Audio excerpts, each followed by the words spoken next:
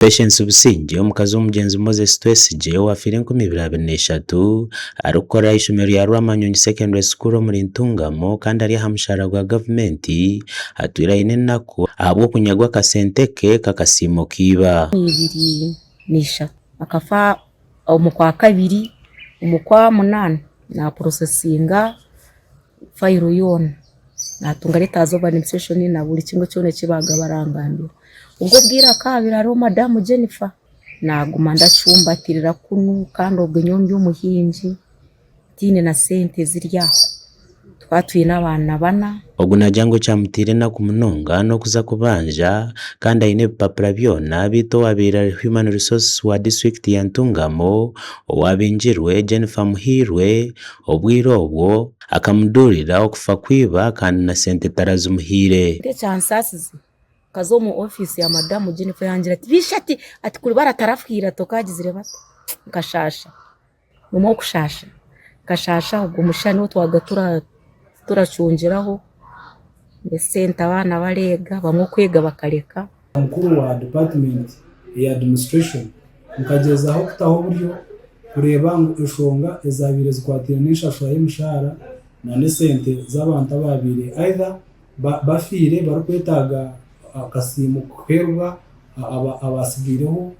abanyabuzare ninga family zabo ninga barukumura akaharmu ebintu bitatebeke omukazi ogwo ashanga kitebe kikuru cha district ya Ntungamo yarebekaho nakamwenyo hamatama bwanyuma yo kumanyisibwa ngu sente z'akasime zo mugenzi naija kuzibona kandi wamubona bonise myaka hiye 3 akabingo mu office nabanyiziremo konka nyine urako bwangambira ngo ukwa mukaga kana uranatebenkana yakuba benda mutera gese munterera go Madam pe Justine angambira bintashoborokerwa ngeno kukunija yangambira ngo ndindo kwa mukaga ngo kwa government ngo bahire sente akasimo k'abantu babo abafire ninga abantu abakumura but nintwaro mu gishogo kusima government ya Uganda ahabo kutuhereza gratuity ya 4 billion supplementary budget. Twakirira mukuru w'abakozi Fidelis Kiza yashoborera ngu obushomankuzi obwabe buruhe nyumaho nibo bwaremisa abantu kutunga sente zabo konko wabiraye bembiro muzogu akabingwa twakozere okucondoza twahandikira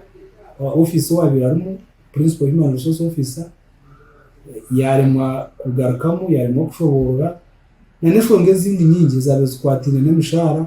kwato umuntu atorokera mu rumamazire imyaka 10 akamureta akamugarura payroll acyamara kumuta payroll bakikizana munaza kumushashura sente ezatarakoriye zona nimpamiza abantu bantungamo nko kukawa twire nakijumira nakigamba ngo twatanize mwena niza kufuna gratuity yanyu na pension by close of this financial year. Kiza na hamyango mu district batunjira obuhumbi 3 bwe sente za Uganda kushashura abantu bona batwire nibabanja sente zabo twamwihiremo twayeta abantu ababintu babanja sente zabo zakasimu twakora files zabo twazitwara Kampala twazikize Kampala o ministry hata batwire billion